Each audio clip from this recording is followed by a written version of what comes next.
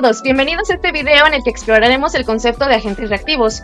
Para ello, les enseñaremos cómo implementamos un agente reactivo que explora una superficie planetaria para recolectar muestras y evitar obstáculos. Los agentes reactivos toman decisiones basadas únicamente en el entorno actual, reaccionando a estímulos inmediatos sin tener en cuenta el pasado o el futuro. Su comportamiento está basado en reglas simples, como si hay una muestra, recógela, si hay un obstáculo, evita quitar. Este tipo de agentes son ideales para tareas que requieren respuestas rápidas sin tener que procesar información compleja.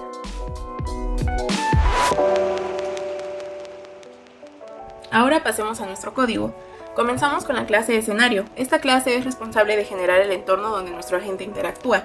En nuestro caso es una superficie planetaria dividida en una cuadrícula.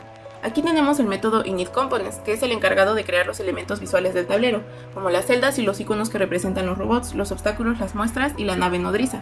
Pero lo más importante en esta clase es cómo definimos el estado de cada celda. Para ello creamos un enum llamado estado celda. Recordando que enum es una clase especial de Java, en nuestro código nos permite identificar si una celda está vacía, contiene una muestra, es un obstáculo o si es la posición de la nave nodriza. Este enum es crucial porque determina cómo el agente va a interactuar con el entorno. Por ejemplo, si el estado de una celda es muestra, el agente intentará recoger el objeto. Si es obstáculo, cambiará su dirección para evitarlo. Además, usamos métodos como obtener estado celda y actualiza estado celda para gestionar la información de cada celda durante la ejecución. Ambos métodos son esenciales para que la gente tome decisiones en tiempo real y responda a los estímulos del entorno, lo cual es la base de su comportamiento reactivo. Primero, expliquemos el método obtener estado celda. Este se utiliza para consultar el estado actual de una celda específica en la cuadrícula. Funciona de la siguiente manera. Va a recibir dos parámetros, fila y columna, que indican la posición de la celda dentro de la matriz. Además, accede a la matriz estado celda que contiene información de todas las celdas y devuelve el estado correspondiente a la posición que se le pasa como parámetro. Luego, el método actualizar estado celda se encarga de modificar el estado de una celda específica. Por ejemplo, si el usuario inserta un obstáculo en una celda, el estado de esta se actualizará a obstáculo, o si el agente recoge una muestra, el estado de esta cambiará de muestra a vacío.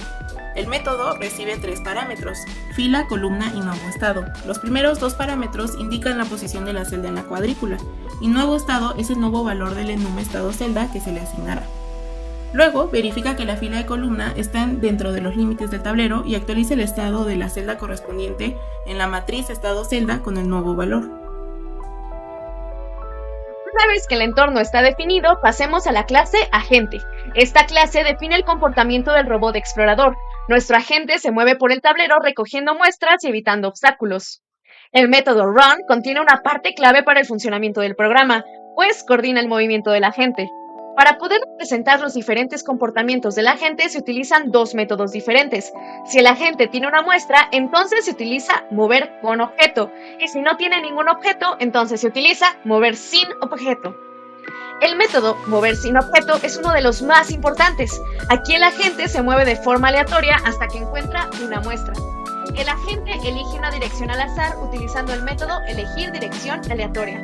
Este método retorna una de las direcciones posibles, norte, sur, este o oeste, mediante un índice aleatorio.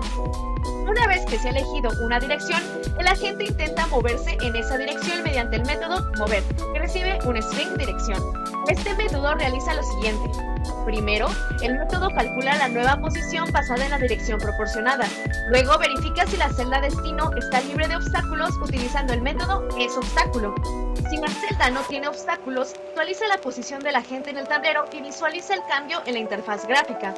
Si hay un obstáculo, el agente intenta una nueva dirección aleatoria y repite el proceso hasta encontrar una dirección válida o agotar los intentos posibles.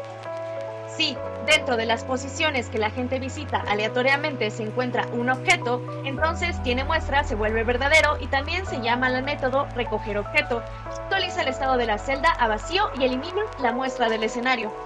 Ahora, hay que recordar que el método run se estableció que si la bandera tiene muestra se vuelve verdadera, el agente seguirá el comportamiento definido en el método mover con objeto. Ahora el agente lleva una muestra. El método run llama a mover con objeto, pues la condición tiene muestra es verdadera. El agente tendrá la tarea de encontrar la nave nodriza y depositar la muestra. El funcionamiento de este método es sencillo. Primero la gente busca la ubicación de la nave nodriza en el entorno mediante el método encontrar nave nodriza. Una vez localizada, determina la dirección hacia la nave comparando la posición actual de la gente con la de la nave nodriza. El agente se mueve en la dirección correcta, norte, sur, este, oeste, hasta llegar a la nave nodriza. Cuando la nueva posición coincide con la ubicación de la nave, el agente entrega la muestra utilizando el método entregar objeto y se actualiza la bandera para indicar que el agente ya no lleva una muestra. De esta forma, dentro del método run, ahora se le asigna a nuestro agente el comportamiento de mover sin objeto, que hará que el agente se mueva aleatoriamente hasta que encuentre una muestra, y así consecutivamente hasta que no hay más objetos por recoger. Entonces el agente simplemente se moverá aleatoriamente. Para el caso en el que el agente se encuentra un obstáculo y no puede esquivarlo fácilmente, existe una bandera que se activa después de 2 intentos fallidos y que hará que el agente se mueva de forma aleatoria hasta que pueda esquivar el obstáculo, es decir, cuando el contador intentos fallidos sea 0. Al ejecutar nuestro programa, podemos ver cómo los agentes recorren el mapa aleatoriamente en busca de muestras, que luego entregan a la nave nodriza. Aquí podemos ver cómo el agente se estaba atorando entre los obstáculos. Sin embargo, después de un par de intentos logró salir de entre estos y siguió con la exploración del tablero en busca de muestras. En la parte de la consola se observa cómo el programa va indicando en qué posiciones se recogieron y entregaron objetos. Luego, cuando finalmente se han recogido todos los objetos, entonces los agentes simplemente se mueven aleatoriamente por el mapa.